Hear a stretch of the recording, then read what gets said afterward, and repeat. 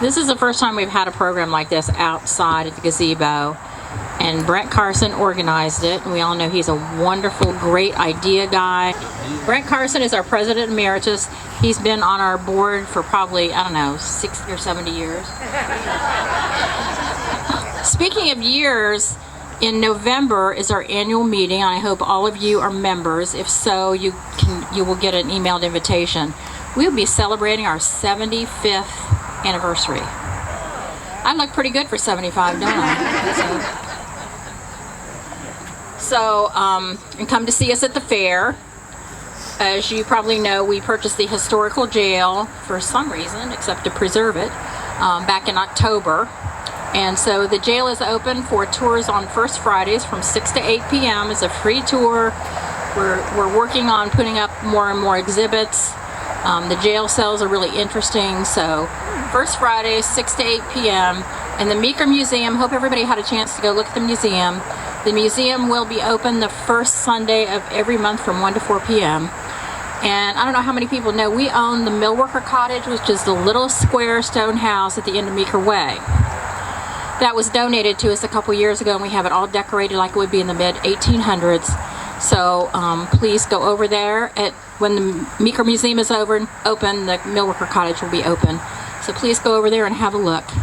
Thank you so much for being here, and I'm going to introduce Brent Carson, who needs no introduction. Thank you, Donna.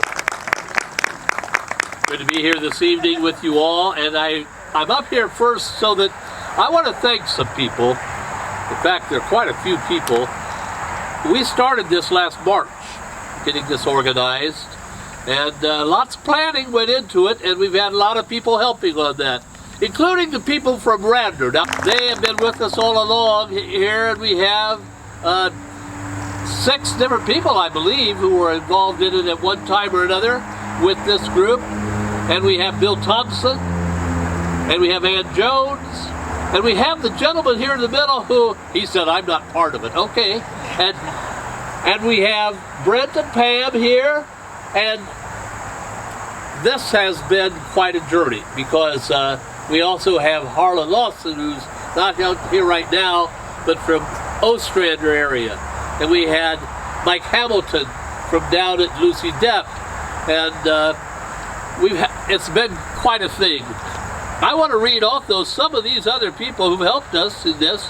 Brad Cowan, who helped with the photography tonight, but also Brad is the one who helped us get our signs all together on our route today. And we had Susan Logan, who worked on that map, trying to get that map together. We had Benny Schultz and Steve Schmidt and Steve Shaw, Karen Cowan, Bill Reitz. And then we get to our reenactors. Francine Butler, Lori Schaefer, Nancy Fleming, Roger Roberts, and David Hebanowski.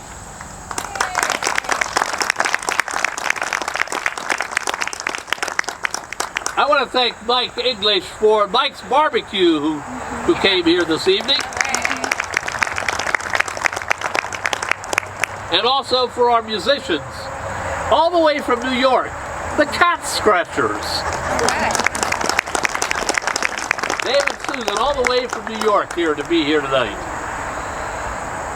As I say, it's been quite a journey. That 47-mile route, I think I have that pretty well memorized now.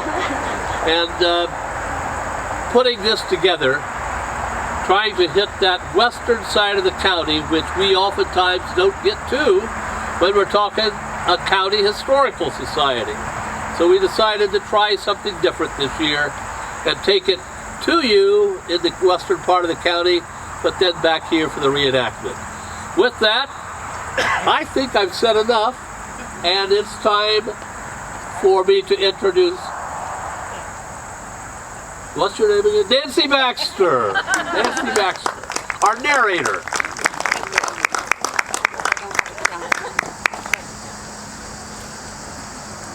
Hello, I'm Nancy Baxter, and I am going to be your narrator. We begin our journey west of the Scioto River in the southwest part of Delaware County. Just north of Shawnee Hills is a thriving settlement known as the Depp community. On the driving tour as you approached, you first saw that impressive white barn with the words Lucy Depp Park painted on its side. Well, tonight we welcome Lucy Depp to tell her story. Lucy?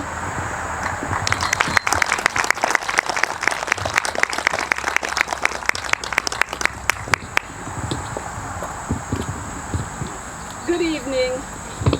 I'm so pleased to be here, but I have to tell you, I'm not very used to public speaking.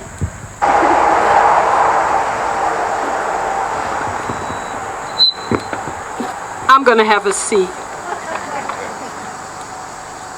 I'm not very used to telling my life story, but a friend of mine asked me to write her a letter. She was confused about 3 Lucys, 3 Lucindas. So I'm going to read the letter that I wrote to her. My name is Lucy Depp, short for Lucinda. My grandmother is also Lucinda. Folks around here call her Old Lucy. My grandmother had 6 children born into slavery in Virginia: Lucinda, my aunt, Abraham, my father, and my uncles Salisbury and Stephen, and my aunts Easter and Delilah. My aunts Lucinda and Delilah died between 1801 and 1826. I am Lucy Depp White. I was born in 1844. My father Abraham was emancipated by the White Depp family, that would be Mr. John and Miss Elizabeth of Powhatan County, Virginia, upon their death in about 1830. Are any of you here related to John and Mr. John and Miss Elizabeth? I wouldn't believe that we're related by blood, but only by circumstance. My father's family sold the land deeded to them in Virginia by the Depp estate and used the money to buy land here in central Ohio in about 1835. My father bought his mother, Old Lucy, along with his brother and his sisters, his remaining sister, to tracts of land in Delaware, Franklin, and Union County. My father's first wife, Mary, died during the journey from Virginia. Some of the land they bought later became the site of the O'Shaughnessy Dam and Reservoir. Part of the land later became summer and permanent homes for colored residents of Columbus. Has anyone here been to the property?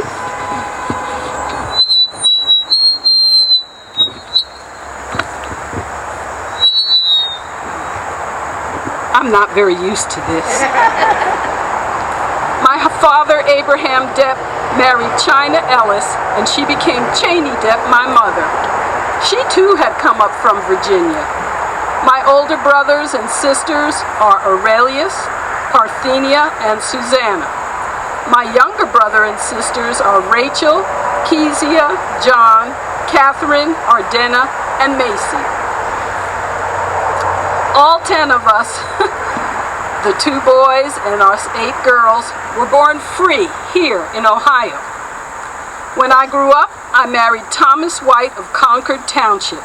He's the son of Dr. Samuel White and his good wife, Louisa. I say good wife because she was a Robin Good before she married Dr. White. My husband Thomas and I settled in Jerome Township and had 3 children, John, Irena, and Rilla.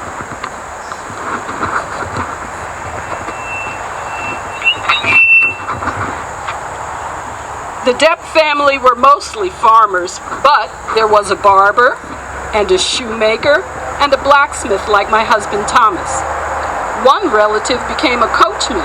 Aurelius and John fought in the colored infantry in the Civil War. We are an ordinary family, but also an extraordinary family. Some of my relatives had lived enslaved for 40 years before coming to Ohio. Some of their descendants went on to attend the preparatory school for Oberlin College. And Aurelius even attended Oberlin for 2 years before he had to come home and tend to father. Imagine. One family enterprise that people say we are associated with are being conductors and station masters on the Underground Railroad. Now that is dangerous talk. When I think of it, the hiding caves would all be underneath the water of the reservoir by now. Good luck finding any proof of that. All of us Depp children inherited land when my father died. I got 141 acres. Today, former residents of Lucy Depp's Park Place, Lucy Depp's Grove, and Lucy Depp's Lakeview have been displaced by ongoing gentrification due to the growth of suburban Dublin, Ohio. Thanks for listening to my story and for letting me introduce you to my family. Go by the property and remember us. If you go to the family resting place, do say hello. We're well acquainted now. If you want to know more about my story, visit the Delaware County Historical Society or your local genealogical society. Good day.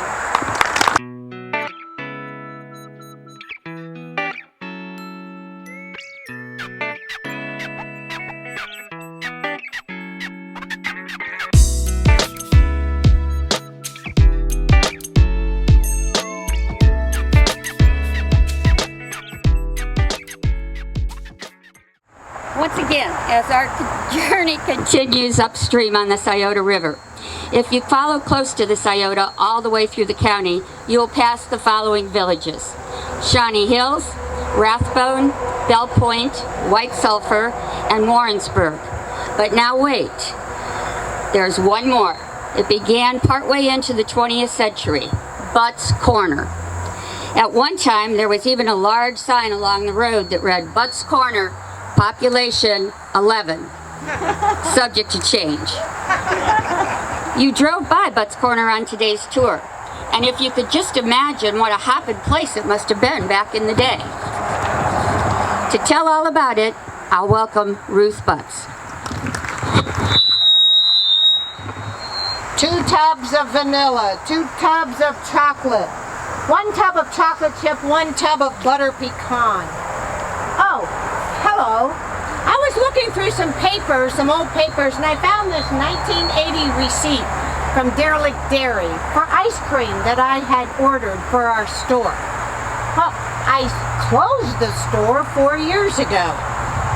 Well, let me introduce myself. I am Ruth Ray Hill Butts, also known as Ruthie. I was born in Denver, Colorado on March 26, 1900. So that makes me 88 years old right now. My father was I also graduated from the Denver East High School.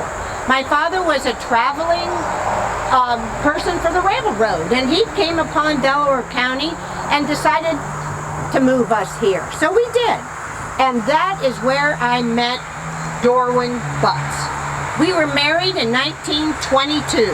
We had a house just off the intersection of 257, which is also Riverside Drive, and Butts Road, over there in Concord Township by the Scioto River. In 1924, we realized that there were a lot of people going up and down the road, but they had to go miles and miles to get gas. So we decided, a service station right on the corner. That might help. So it did. Dorman was already a mechanic. I could pump gas, wash windshield, check the oil. So we did very well. Also, we noticed a lot of people coming to fish and be on the boats on the river. So we decided, well, we better sell bait. So we sold worms, tadpoles, minnows, soft crawls, and Dorwin even made those dough balls that you can use for bait. Worked out real well. Well, the same problem of not having a good place or a close place to go get gas was the same issue with groceries in our area. So, what did we do? We decided to add groceries to our store. We had a whole lot of canned goods of all sorts. we had a meat counter, and we very proudly sold Falter brand meats. There was a big cooler in the back, a walk-in cooler in the back of the store, and that's where we kept our 6 flavors of Deer Lick Dairy ice cream. Well, the other thing I wanted to do was add some knickknacks. So when ladies came in, maybe they'd see a gift for somebody or something they would want for their home. So I added some china figurines that we also sold. Everybody was like those, at least the ladies did.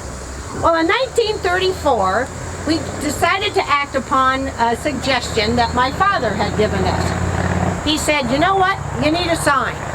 And it needs to have something on that sign that will make people want to come to you.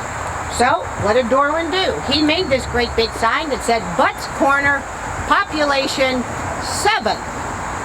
Subject to change without notice. Well, a cartoonist who was also doing cartoons for the Columbus Dispatch caught on to that, and he would make little cartoons and put them in the newspaper. Well, we had no idea that all of a sudden that we had all sorts of people coming to check to see if the population had changed. Boy, when we crossed out that 7 and put in an 8, he made a new cartoon and we had more people. Well, in 1942, we had the groceries, we had the bait, we had the filling station, and people were starting to come. So that's when Dorwin said, you know what, I think I'm going to stop doing the mechanics part on the cars. And I said, well, good, because I have an idea and I've been wanting to do it. So I got to start a lunch counter. I love to bake and I love to cook. So I'd made some hot side dishes, but I made homemade pies. And one of my, the most popular thing was my homemade ham salad sandwiches. So who came to our lunch place? Well, there was a big park along the Scioto River, and the maintenance crew that came from Columbus was a very diverse group, and they were really good customers. And there was the Girls Industrial School that was just over the intersection there. Some of those workers came, and eventually some of the teachers came too. We had some tables and a few little chairs out front so people could come and sit. But we had a real favorite couple, and that was a Jewish couple that lived nearby. They'd come over and they'd sit down and have a sundae or a milkshake or a little lunch.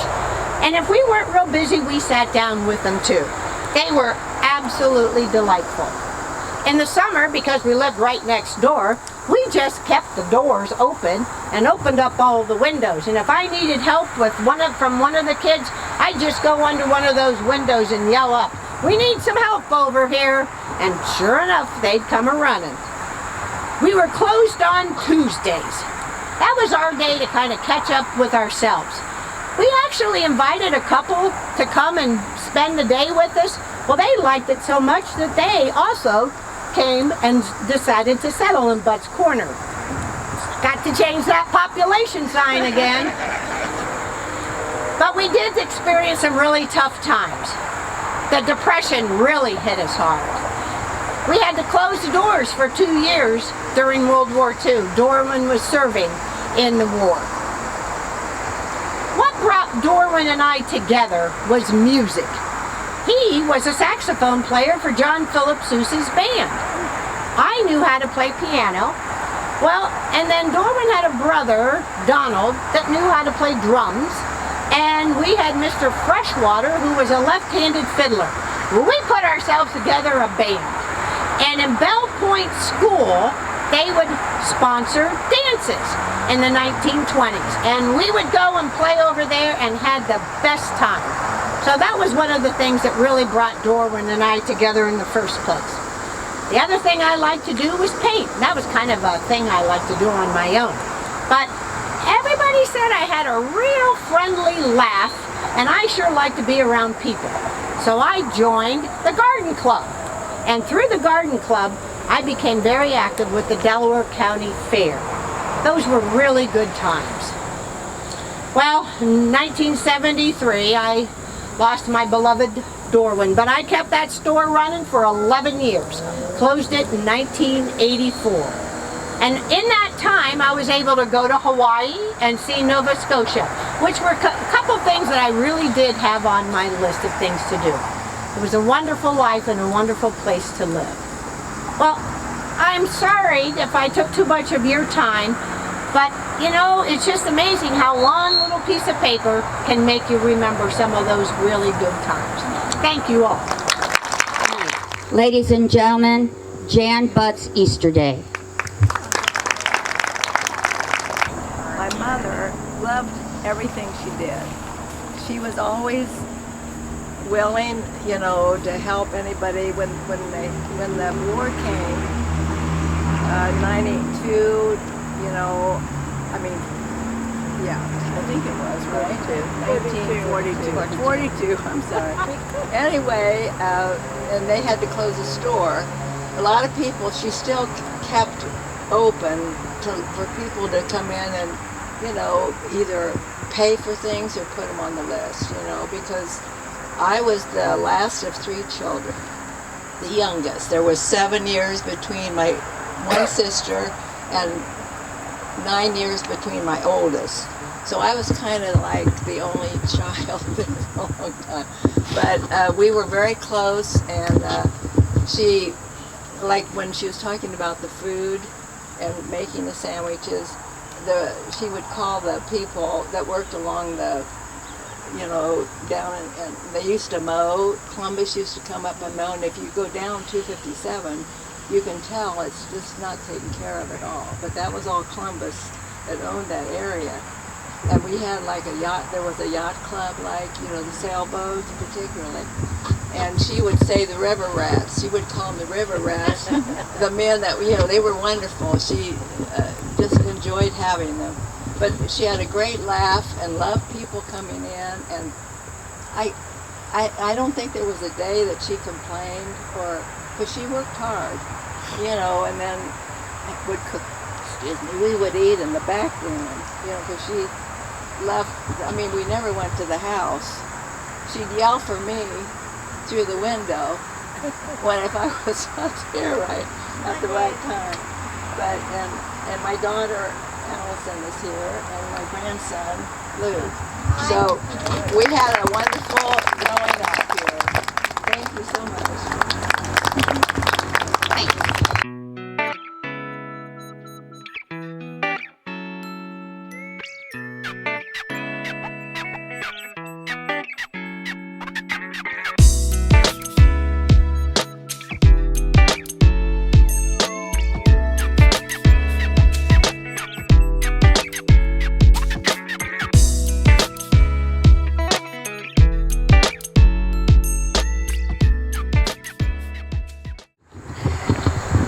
Perhaps no one is more overlooked than the brave women who followed their husbands into the wilderness. Often history does not even record their names, but they worked beside them and shared the same hardships. They also had an additional job too. They had to bear the children. And now we come to Radnor, Ohio, and meet Miss Margaret Perry, who followed her husband from Wales to America in the raw Ohio Territory. She will tell us about all the hardships of her journey. We will also learn about Radnor, Ohio. It had other names, North Baltimore, and in 1833, Delhi. It was established in 1804 by immigrants from Wales. One of the primary characteristics of the Welsh was their dedication to individual liberties. Here is a poem that describes the names you will find in a Welsh community. Take 10, he said, and call them Price. Another 10, and call them Rice. Take 50 others and call them Pews. 100 more, and call them Hughes. Robert's name 100 score, and William's a legion more. And call, he moaned in languid tones, and call the other thousands Jones. The name of Pugh will come up often. Today you will hear about 2 Mr. Pughs. One is Mr. David Pugh that Henry Perry became involved with in settling the area. And later you will hear about the other, Mr. George Pugh, who resided in Radnor and had a very adventurous life. And now we'll visit Margaret Perry, who is entertaining company that just arrived from Wales in 1821. She has invited them for tea.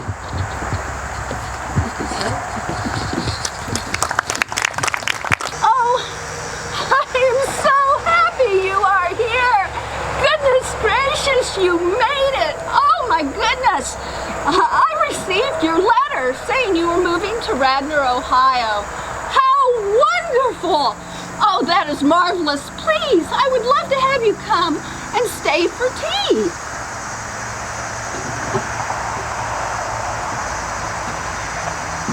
Oh my goodness, I bet you had a wonderful trip.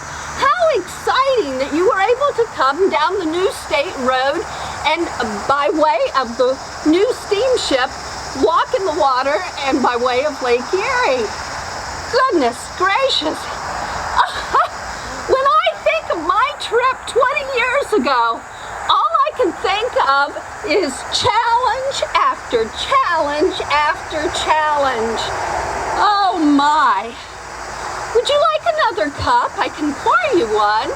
What's that you say? You'd like to have me tell you about my trip coming to Ohio? Oh, I would be more than happy, and then you can tell me about your trip. Well, you see, in 1799, many of us Welsh were migrating to Ohio in order to not have religious persecution and harsh landlords. Now, my husband, Henry Perry, came to Philadelphia, and when he came to Philadelphia, he became associated with a very nice man named Mr. David Pugh. Now, the interesting thing about Mr. David Pugh is he had just purchased 4,000 acres for $2,650 from Dr. Samuel Jones, a minister from Philadelphia. Well, Mr. Pugh went back to the Ohio country to assess his purchase, and he found that it was going to be a very resourceful place to be. And so he needed someone to sell his lots in 100-acre lots, and he needed someone to be a land agent. Well, my husband Henry was very enthusiastic, and so he gave the job to him. Mr. Pugh named his new village New Baltimore, and he named his township Radnor for Radnorshire, South Wales, where he had hailed from. And then he sold Henry 100 acres for $150. Oh, but goodness gracious, oh my, oh my. I told you I was going to tell you about the challenges, and I am. Well, our first challenge was the ship. Henry was already over here, and I had to go to meet him, which meant I had to bring my young family over on the ship. We had no idea what we were in for or what obstacles that we would meet.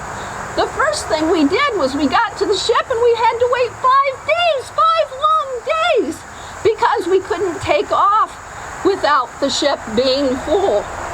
But that's okay. It gave me the opportunity to meet all of the other Welsh, Irish, English, and Dutch passengers that were on the ship. And then the next big obstacle was the water.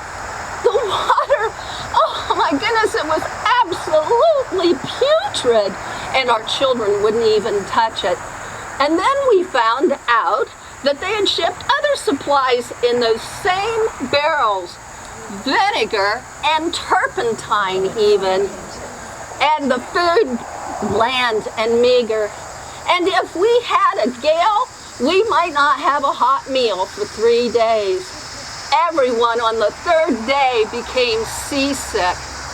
When those waves would go over the side of the ship, they would go down into the cabins and sometimes down into the hold, and we Welsh would be down there and we would just be praying frantically.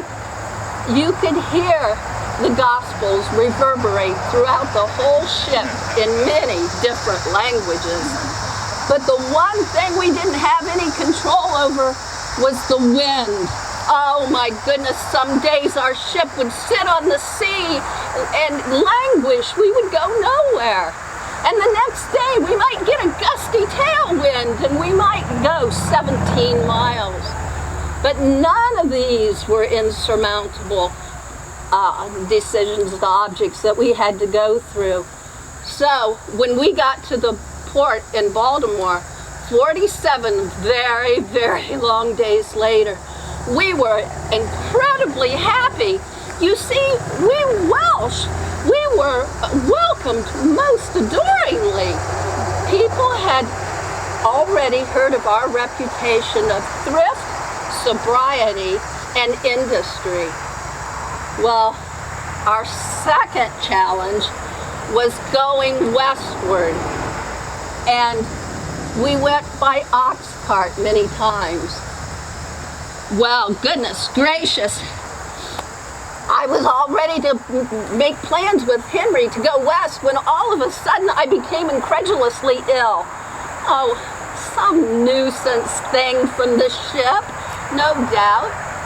And it was decided that I would stay in Baltimore with my oldest son, Robert, and the small children and some other family. And Henry would take the next two young men, or the boys in the family, Levi, 13, and Ebenezer, 11, and they would go to Ohio and the Ohio Territory and open up the territory. They went 500 rough miles overland. They walked from Philadelphia to Pittsburgh. At Pittsburgh, they took a flatboat and went all the way down the Ohio River to Portsmouth. They got to the mouth of the Scioto River and went overland to Franklinton.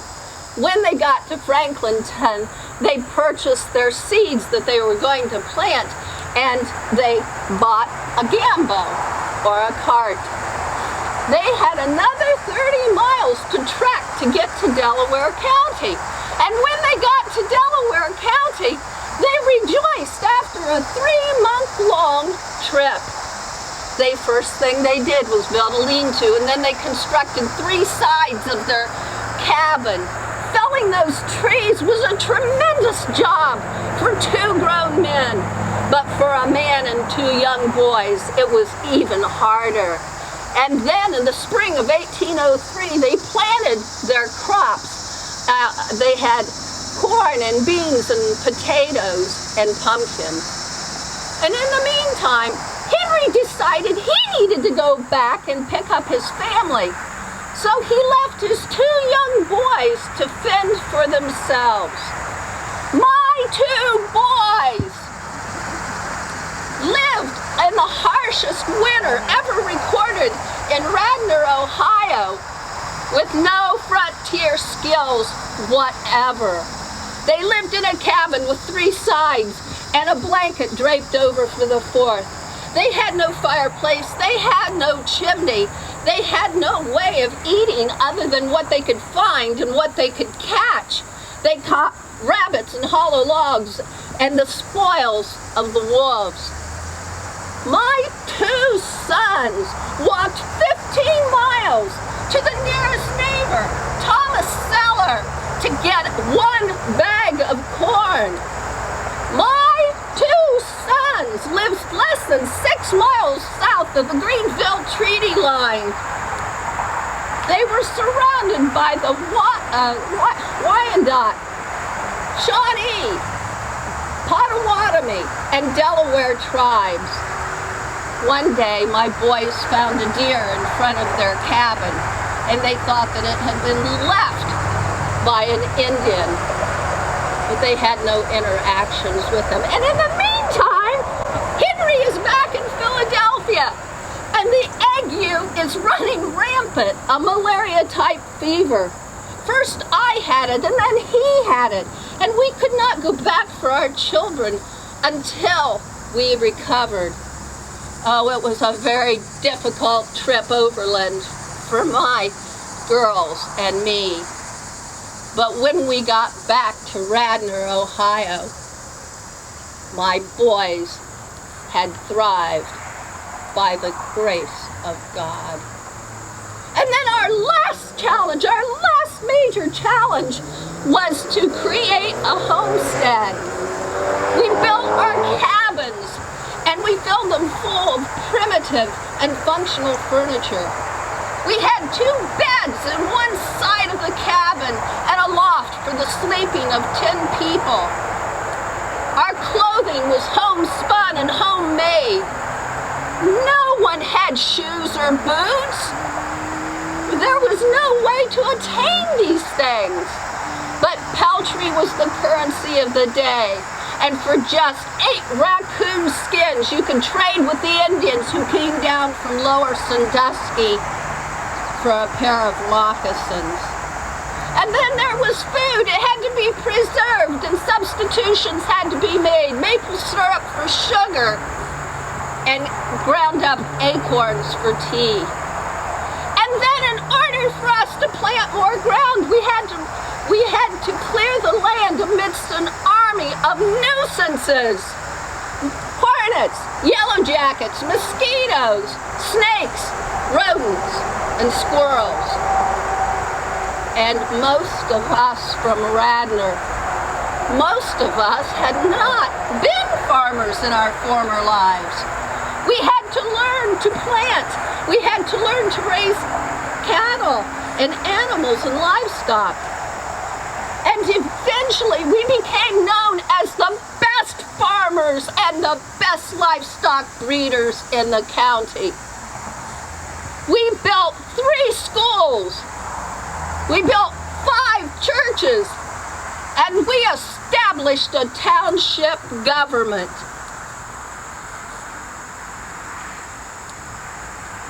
And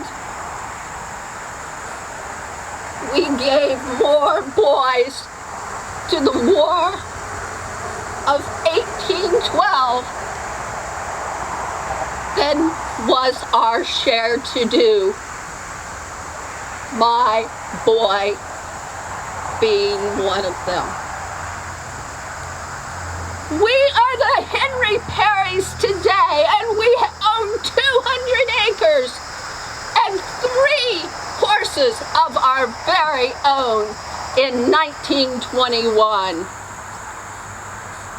Glory be, what a glorious life this has become.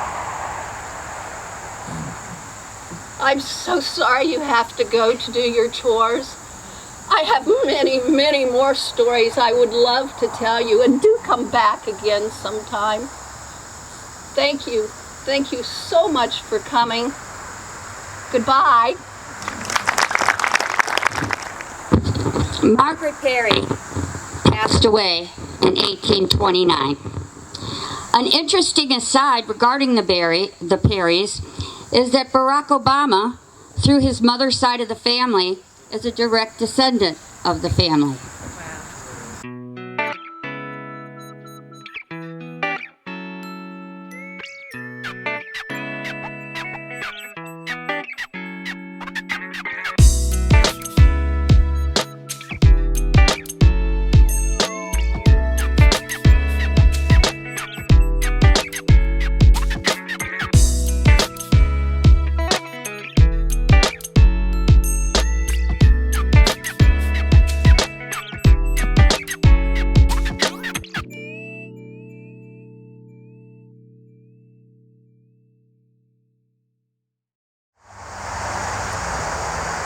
George Pugh, a blacksmith and farmer, was also a Radnor resident. He might also tell you about searching for gold in California. Welcome to Mr. George Pugh.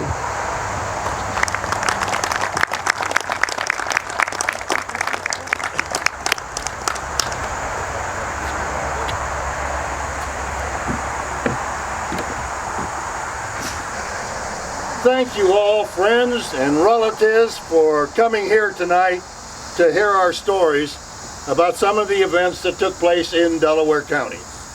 My name is George Pugh, and I was born 60 years ago in South Wales. My mother died shortly after I was born, and living there was really, really rough. Wales in 1818 was played out. The farmland was played out. Us common folks, we didn't have much. We were lucky to have a couple acres. Now the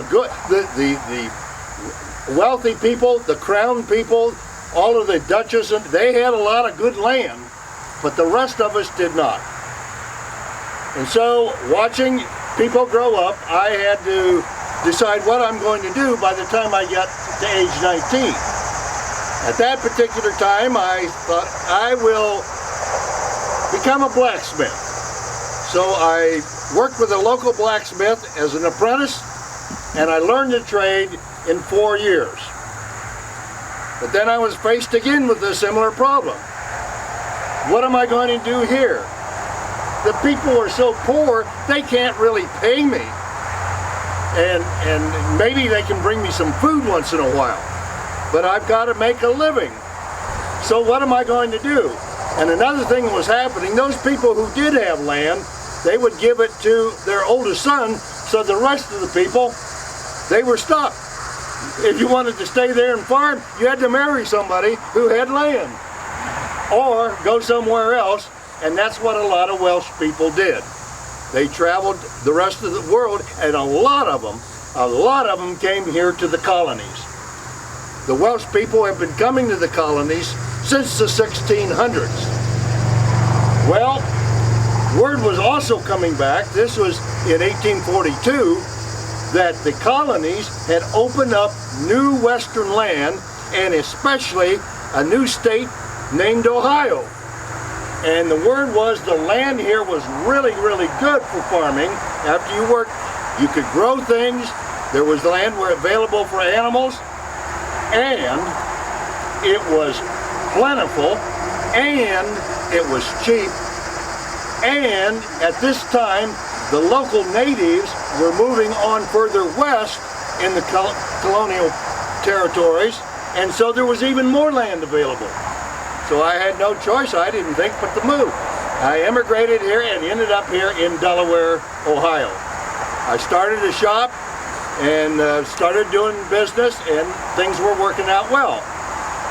I met Jane Thomas that same year, and we married. We had 3 children.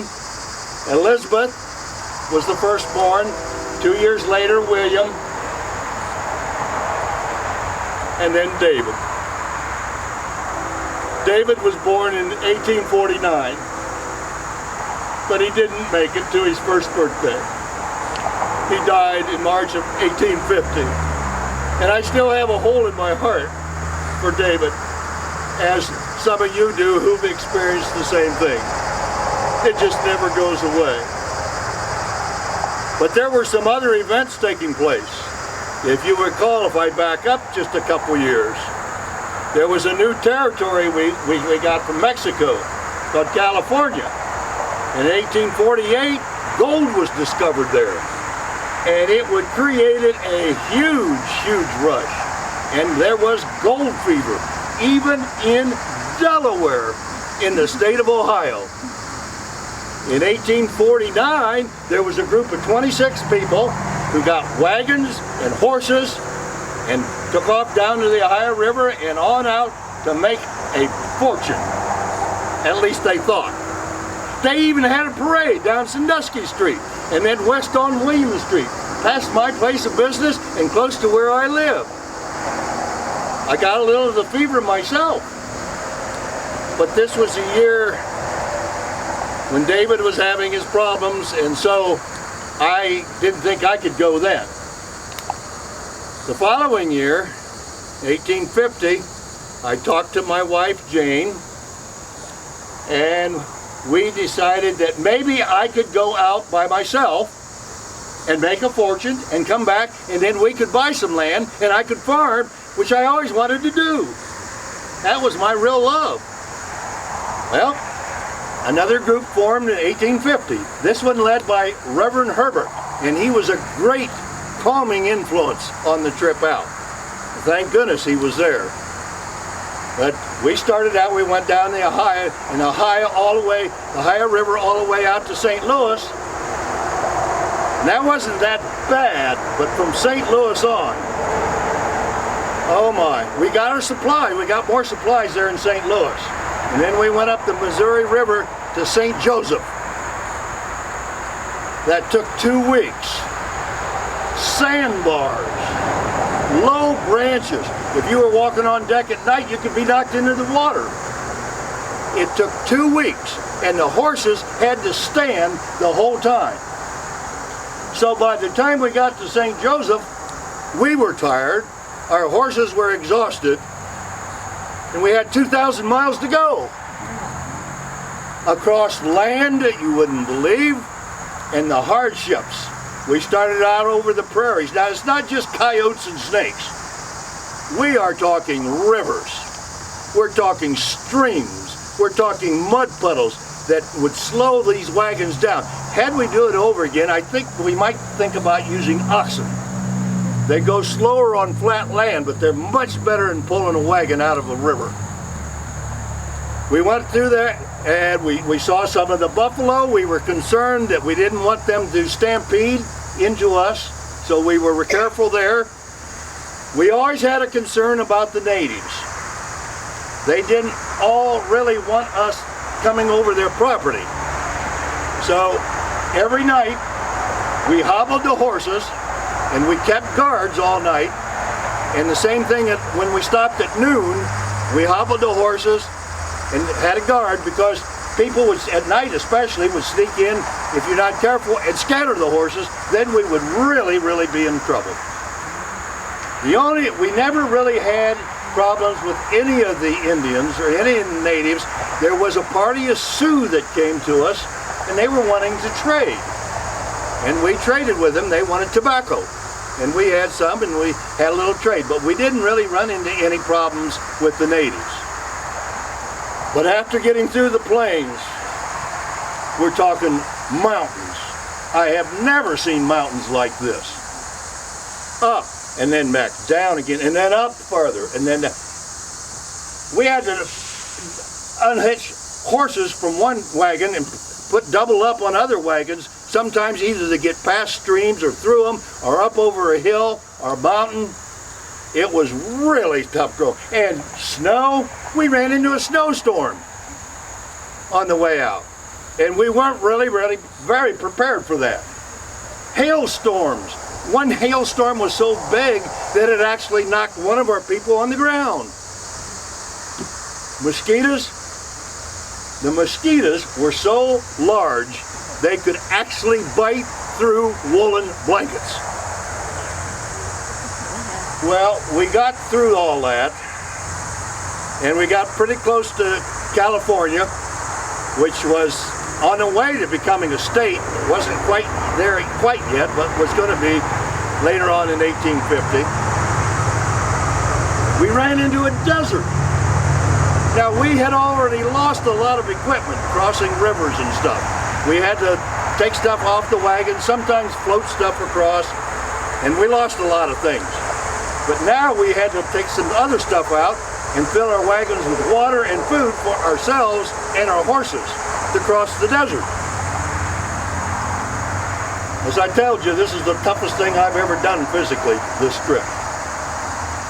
Finally, we got to the fields that we wanted. And we expected to set up and get out there and start panning the dust, basically what it is, mud and stuff, to get little flecks. We thought we'd get started on that and we're going to get rich. There were still a few people doing that, but we saw a lot of people just standing around not doing anything. Many of them waiting to go back home, because that type of gold digging was playing out and there wasn't enough left, and the people just couldn't make a living doing that. I tried mining and I was a bust. I just couldn't do it. I couldn't get enough. But I did have a skill. And I had a little forge with me. And so I found a gold camp that was run by a bigger company, and they were doing pretty well, the big companies. And I started blacksmithing, and I started making tools for the miners, repairing tools for the miners, making utensils for them, doing a little bit of work with the horses. And the nice thing about this was they paid me in gold. I was actually collecting gold, but I wasn't mining for it. And I'm telling you, I'm going to take this off, I think. I started to collect, and I thought, well, this is going to be good. I can get something and then go back and buy some land. But in the middle of it, word got out to me that Jane died. And I still hurt because I wasn't there with her during that time. The children were living with relatives, so they would be taken care of. But I knew I couldn't stay out there for a very long period of time.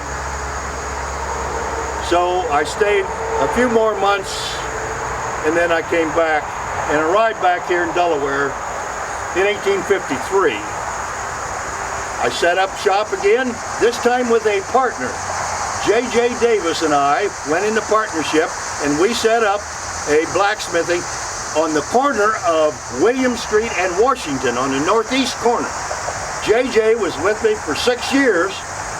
Then he went to further doing some things that he wanted to do and getting out on his own. But in the meantime, I met a widow named Ellen Jones, and she had lost several children, and we got married. 4 years after the marriage, we had a son, Jonathan, and the year was 1861. That year might ring a bell because of what was happening in this country. We were getting into this horrible, horrible war between the states. And I got a little draft notice, but I won't go into that story because of time. That's a whole different story. When it was over, in 1868, something else happened which really brought joy to my life. There were 75 acres that were opened up for sale up in Radnor Township. And I bought those 75 acres. Ellen and I moved up there, and we began to homestead a little farm in Radnor Township. But I also kept my business and property in Delaware. And that's where I am now.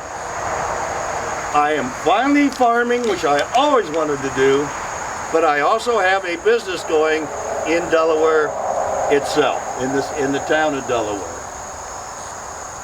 Hopefully, and things are looking good, hopefully we'll get through this economic panic we've been in for a couple years. But my hope is looking upwards. One reason is because we not only have an Ohio man, we have a Delaware man sitting in the White House in Washington, D.C. How much better can it get? Thank you for your time.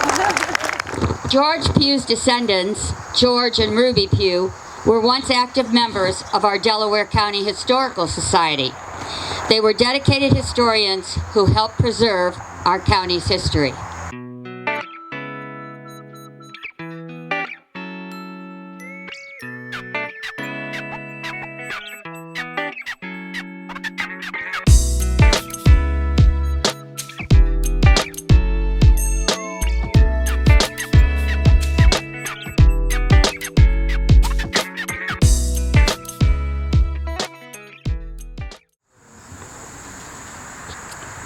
If you took a tour of the Meeker home, you saw that wonderful new exhibit, A Journey to Delaware County.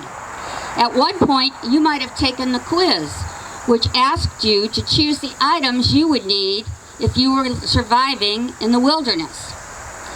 You see, the challenges faced by the Perrys were similar to challenges faced by all the arrivals to our county. It was a matter of surviving the wilderness. So now we move 4 miles to the southwest along the bank of the Scioto. Our next guest will reminisce about his early life and struggles in the wilderness. Please welcome Jacob Dilsaver.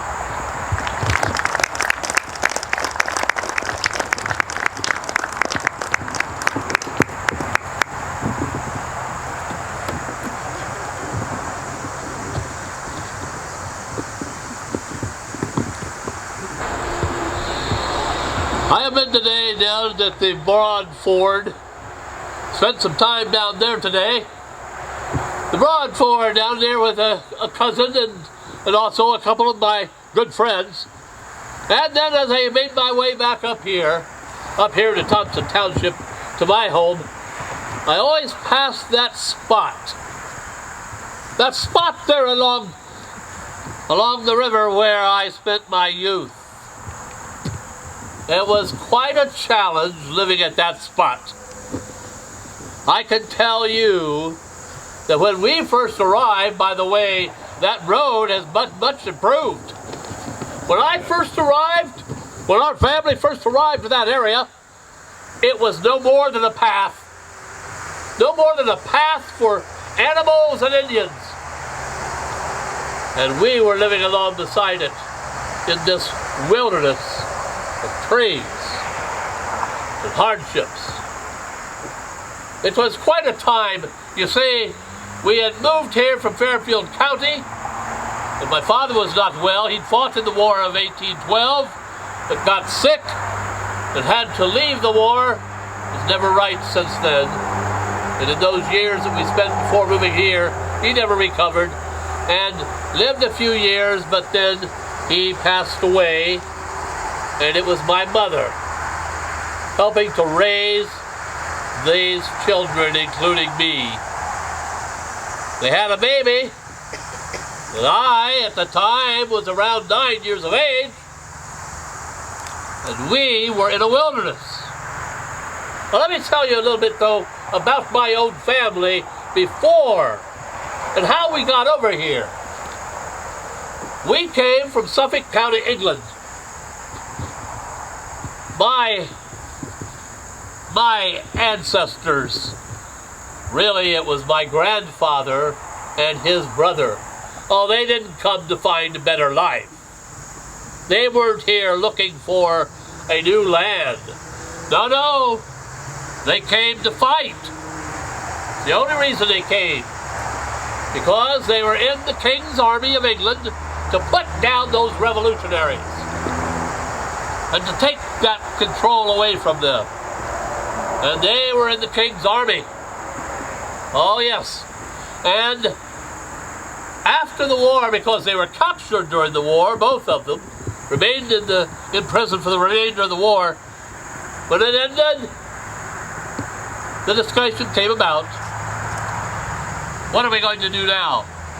Well, my great uncle told his brother, my grandfather, that he's going back. And my grandfather said, I'm not going back. There's nothing there for me. I'm not going back. I'm staying here. And am I ever glad he did that? After all, I wouldn't be here if he'd gone back with his brother. The ship sunk on the way back. I wouldn't be here talking to you right now. Well, back to this wilderness and this cabin in the wilderness. I can tell you that living in a wilderness at that time was a challenge.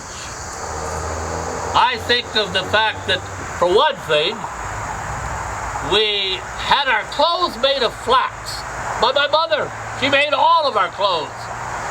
I can sure look back now and thank goodness I'm no longer wearing flax. It itches. And we had no shoes, winter or summer. I can recall my brother Adam going out to check the traps, to search to see if he had some quail. And he would go out there in those cold, wintry days of snow And before he went out, he'd take 2 boards, put them along beside the fireplace and warm them up. And then he'd tie him to his feet and head on out there into that snow. And that would last him for a while. And in the summer, of course, the ague, it got them also. And poisonous snakes and lizards, they were a danger. When you're out there roaming around barefoot, I knew more than one person that died of being bit by snakes. All kind of dangers out there in that wilderness. And my grandkids now, they ask me, what about the Indians? What about the Indians? The Indians were never a problem. They came down occasionally. They would come down about every year on a hunting expedition through the territory. Never a problem. The problem was dying of starvation and the dangers out there in trying to catch your food and to grow your food. When we first came, it was all trees, and if you had any cattle, which we had a few livestock, they had to run wild because there was no place to build a building other than our cabin. Any other cleared land had to be done with your crops. That's where you had to grow your food. And the animals that were out in those wilds.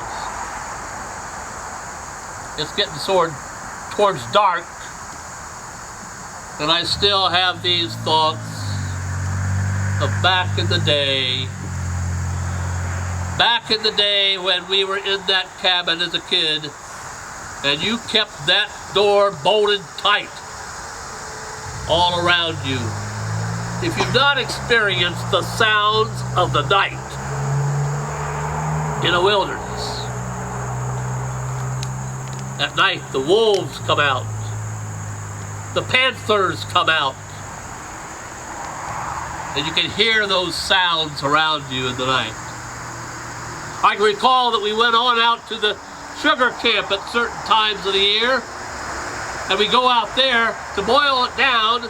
You had to be there day and night, boiling it down, and you had to be with it there by that fire that whole time. And at night, when the wolves and the panthers came out, you could look out there in those woods and you could see them all around you. But they wouldn't come near that fire. Anytime you left the house at dark, you took a torch with you and stay away from the fire. There were just so many dangers back at that time. And I can think of the fact that we managed to survive, but I can think of the time too when one of the biggest animal dangers were the wild hogs. I'll tell you, you get around those wild hogs at certain times, they'll kill you. They will attack you. And they attack in groups. And Zachariah and Adam, my brother, were out one time to check the sugar camp, and they got attacked. And they were right behind them, and they went up the side of this one log, part way up, that the tree was down. And they got up there and they battled and battled against them as they tried to get up at them. And he had an axe with him, he kept swinging. Hours later, they came back. We were all worried about what had happened to them, and they told us that story. I'll tell you, it was a challenge. And now I look back on it, and I think about those days and how I was so fortunate to survive it. And here I am now living here up in Thompson Township. Everyone is gone, as far as my parents are both gone, of course. The brothers there, some scattered in the area, and some not. But it's been a good life, regardless. And we met those challenges. Thank you. He is buried in Boaks Creek Cemetery, and other members of the pioneer Dilsaver family moved on to Prospect and Marion. Some of the family are buried in the Thompson Cemetery in Thompson Township.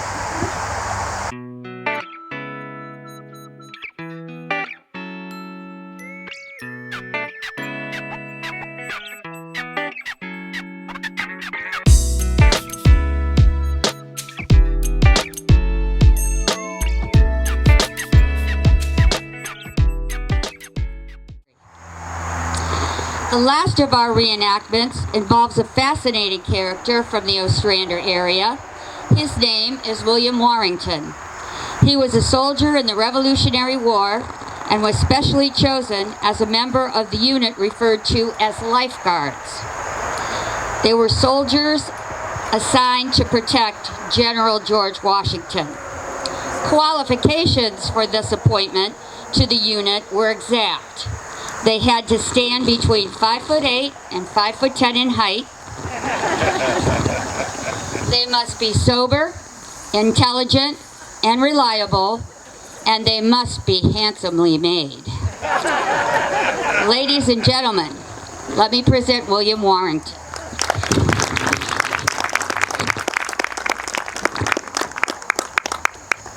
Well, thank you all. I appreciate you all being here this evening. And it is definitely evening now, isn't it? We are getting well on into the night. Some of you, a few of you, it's past your bedtime, I suspect. We do want to get you home. We heard earlier that being out beyond dark is a little dangerous given the creatures in this area. And we also, I don't want your horses getting spooked on the way home. So we'll get you out of here pretty quickly now, folks. As you heard, my name is William Warrington, and as you can hear, I'm from Virginia originally. Now, folks, I want to tell you just a little bit about what you heard a moment ago. As you heard, I was born in Accomack, Virginia, back in 1751. Now, when the Revolution broke out in February of 1776, I enlisted. I know what you're thinking. You're thinking February? The war didn't start until July. Well, that's a common misconception, of course. The Declaration was written in July.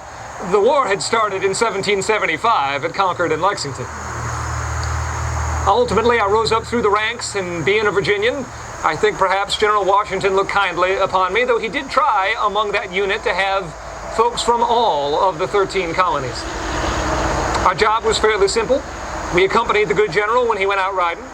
We accompanied him at parades. We accompanied him on the battlefield. And we accompanied him at camp. There are perhaps two stories I'd like to share with you about that. One is that I walked into a tent one day where I knew General Washington was about to be eating. And there was a man there. Didn't know who that man was, but I knew he was a friend of the general's. That's how he'd gotten into camp. And he came into camp and he had a small flask in his hand. And he was pouring something from that flask into the general's drink. That didn't seem right to me. I may not be the smartest man out there, but that was trouble. So I mentioned it to my superiors, who mentioned it to General Washington, who wisely decided not to take a drink that day. It turned out that that gentleman was attempting to poison the general. General dealt with that pretty quickly. He deported that fellow to Canada. There was another day I recall on the battlefield. I was standing guard that day, the sentry, if you will, and a lady came up, not just any lady, of course, Mrs. General Washington, and she came to enter the general's tent, and she tried to pass, and I stopped her. And I said, "I'm sorry, ma'am, I can't let you in unless you know the password." Mrs. Washington did not know the password. "Surely," she said, "you know who I am?" I said, "Yes, ma'am, I know who you are." And she said, "Then you can let me in." I said, "No, ma'am, I cannot let you in." She said, "But I'm the general's wife." I said, "I know that." And she said, "Well, then I can go in." I said, "No, I'm sorry, you can't. You can't go in unless you know the password." "Do you know the password, ma'am?" And she said, "No, sir, I don't know the password." And then she looked over my shoulder and she said, "George." The general came out, he looked at me, he said, "What seems to be the problem?" I said, "This fair lady right here does not know the password." The general said, "Ah, good man, good sentry." Excused himself past me. He walked up to the lady, to her side, whispered quietly in her ear. She turned to me and she said, "I believe I know the password." And she did, and I let her in. I was with the general at Valley Forge, and I was with the general for the Battle of Trenton when he crossed the Delaware. A couple of things about crossing the Delaware. One, we crossed the Delaware in small flat-bottom boats. If you have ever been in a small flat-bottom boat on a river, you do not stand up on a flat-bottom boat, and you certainly do not sit in the front of the boat like this. It's a lovely painting, but not very realistic. Secondly, you may have heard at Valley Forge various things which are probably not true. You may have heard that that was the coldest winter ever.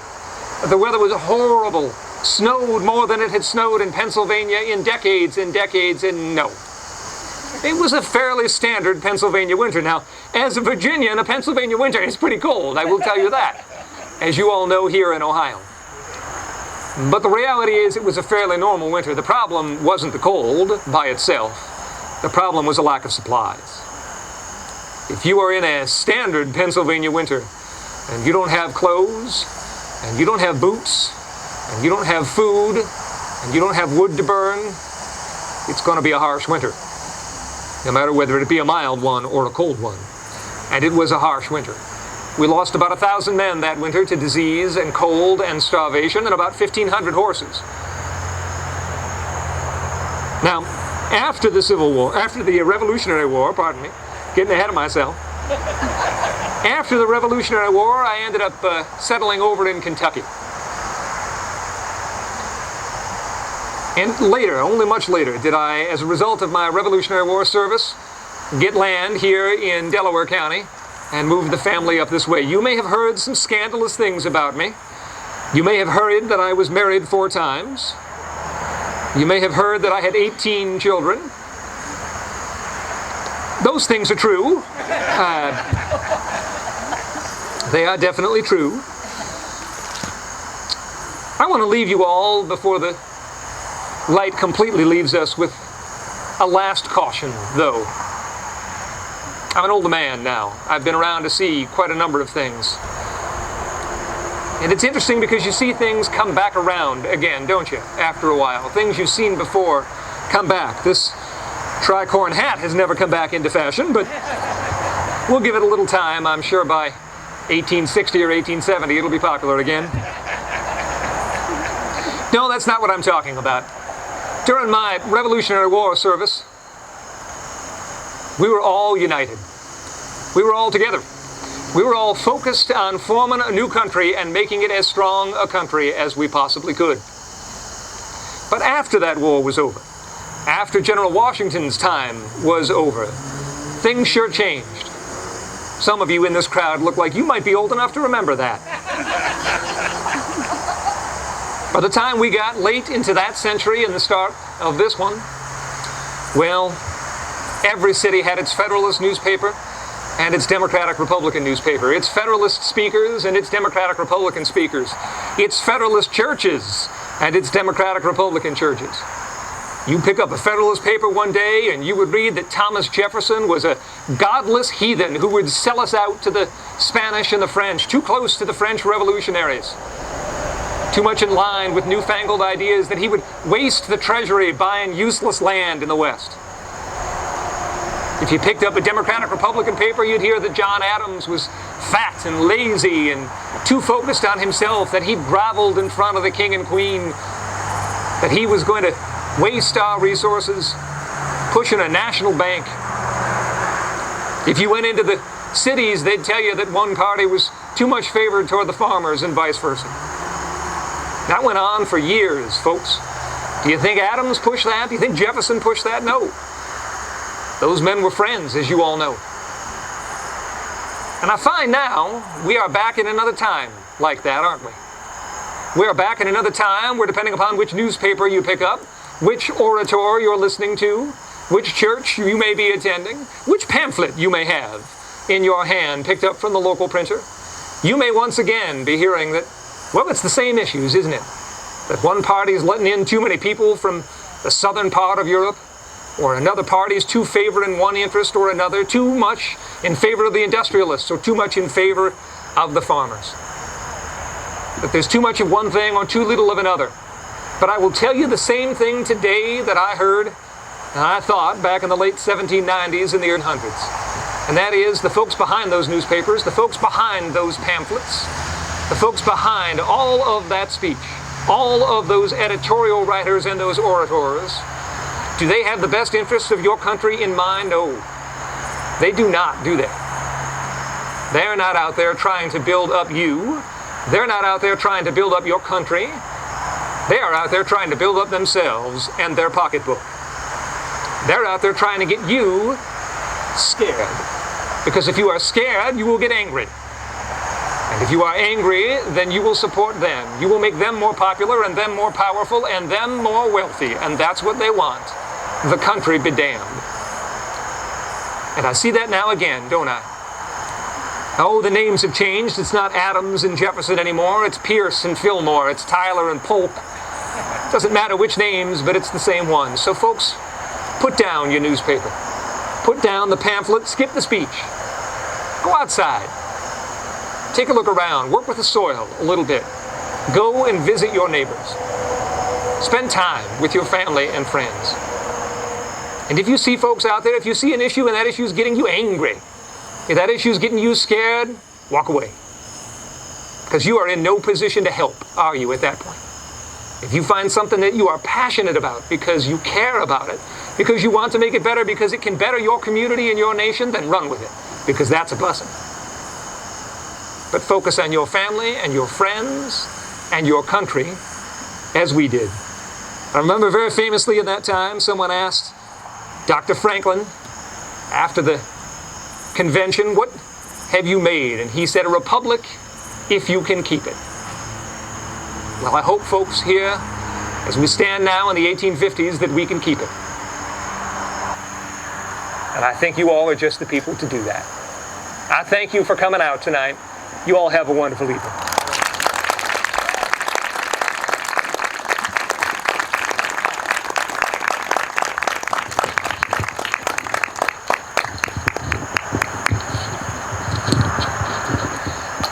The role William Warrington played could have had a major impact in our history. If it's true he saved George Washington's life, we might consider what might have happened if he had not done so. Had Washington not survived, independence from England may have not succeeded, and the new system of government, which changed the world, might never have taken place. A final comment on the life of William Warrington. He passed away in 1850, shortly before his 99th birthday. He was the father of 15 children, the last of whom was born when William Warrington was 83 years old.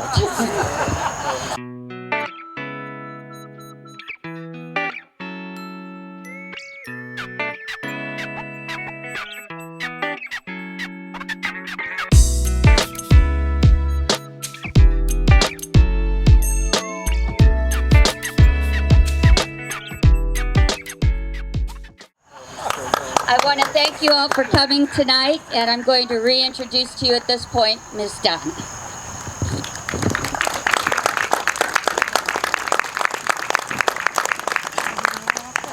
Go, good luck.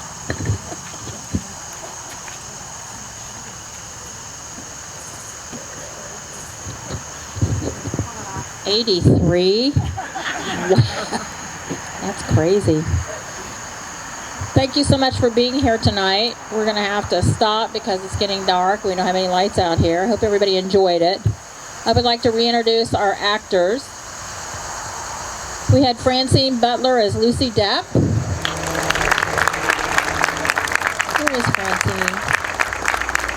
We had Lori Schaefer as Ruth Butts. Yay, Lori. And it was so nice to have Ruth Butts' descendants here. It was more meaningful than anything. We had David Hemanowski as William Warrington. Did you notice the Virginia accent? He did that very well. David Hemanowski is our board president. He has been for a couple years, and he does an excellent job. We had Roger. Anyone else would like to be board president, please let me know. No. We had Roger Roberts as George Pugh. And Roger is very active in the Big Walnut Historical Society, so it's nice to see them take part. Nancy Fleming was Margaret Perry. Nancy did a great job. And last but certainly not least, we had Brent Carson, and Brent was Jacob Dilsaver. As I mentioned before, this program was Brent's brainchild. He'd been planning this for a couple of years, so it was so nice he could actually be able to do this. Just want to say a couple of things about Brent. He probably doesn't want me to say this, but I will anyway. Brent received an award as the Outstanding Alumni from Heidelberg University this summer. On October 1st, he will be receiving the Outstanding Achievement Award from the Ohio Local History Alliance. This is a big deal. And Brent will serve as the Grand Marshal of the All-Horse Parade. All accolades much deserved. Thank you, Brent. And thank you. Have a good evening.